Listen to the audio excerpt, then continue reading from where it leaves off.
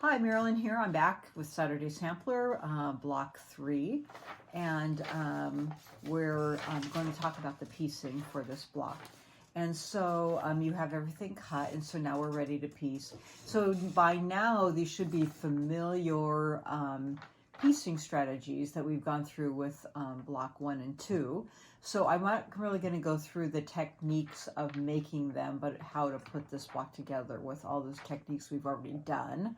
And if you're unsure how to actually do the actual cutting, you can go back to some of the videos from Block 1 and 2. So we're going to be doing flying geese. We're going to be using the folded corner clipper. Again, we're going to be using the block lock for making our half square triangle. So, right, all familiar things.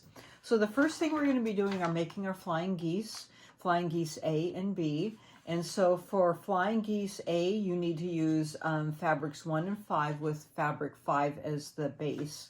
And flying geese A is going to be looking like this. And they'll be cut down to size with 2.5 by 4.5 inch. And I did use my wing clipper to make these, or however you've decided to make them. And hopefully turning out great for you. And then for flying geese B, they'll be looking like this. And you notice I do have them marked so that I'm keeping them straight. And that's going to be sets of fabric 3 and 7 with 7 as the base. Okay, and so you're just making one set, which yields 4 flying geese of each one. So I have those marked as A and B. And then you'll set those aside for right now. Okay, and then the next thing you're going to be doing is making a unit A and B with the rectangles of 4 and 5. And these are the rectangles of 4 and 5. I've left the stickers on them. And then you're going to be taking and making the sew and flip method with our folded corner clipper from blocks number 1. And you have all of those left that are the same size. You use the larger size for your flying geese, and then you have all the rest left. So this is that sew and flip method where you're putting this on the rectangle. I use my folded corner clipper to cut off the edge, turning that up so it all results in here. You're making 2 of each color. You had 2 of each rectangle, okay? So I have number 4, which is block B, and number 5, which is block A. Okay, it doesn't really matter because what you're going to do with these next are going on the same flying geese. So don't get too caught up of which is what. It's not really going to matter. But what you're going to do next is you're going to sew these onto one of the flying geese color, and that is going to be flying geese B. Flying geese B, you're going to take all 4 of those, and they're all going to get sewn to both of the 5s are going to get sewn onto the flying geese, and the flying geese is pointing this direction, just like the picture. So 2 will get sewn to the flying geese. They'll rename unit 1 and 1 rename unit 2. So you can see the same color here with the 4 and 5. Okay, with that little corner there. So that's what they look like, and they'll have, like I said, 2 of each. And this is basically making that little pinwheel in the center that you see in black and white.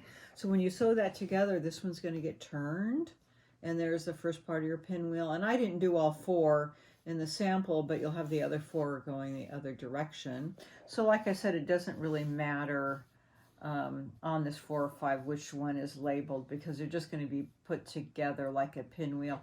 And if you see the block up here, there that pinwheel is sitting in the middle spinning. So it just doesn't really matter where those colors are sitting. Okay, so that's going to make your middle with these sew and flip corners there. I use my folded corner clipper, like I said. So the next thing you're going to do is make your half square triangles, your little 2.5 inchers. You're starting with blocks 2 and 8, which are these colors here. And you will make 8 of them, and you press to the dark. And cut them down to 2.5 inches. And once you have those done, you're making the outside of that block, of this unit here. So you're using your other 4 flying geese, which were your flying geese A's. have them here.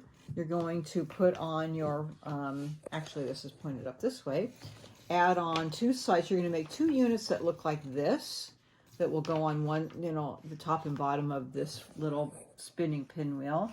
And then 2 units that will have the outside, what's left of your number 1 units here. So you'll have 2 units that have these sewn on outside like that. So first you'll sew on the ones without the squares on the top and bottom. And then you'll add these 2 outside squares and sew those on the outside with your flying geese flying outward. Okay, so you have those flying outward, spinning around, and that's your block. Okay, so these are the points that you need to be looking for right here, so that these points match that seam here. So you do have some seams that you need to look out for, these points that match.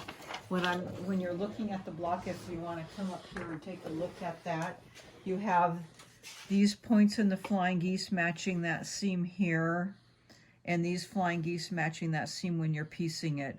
So do pay attention to that. What's nice on the spinning one, you have no seams to pay attention to. So it's really as you piece these outside seams to that inner block to pay attention to that. And that's a really, really cute block. So that will be your piecing for this month, and as well as your inset squares that I made on a separate video. So have fun piecing, and we'll see you next month. Thank you so much.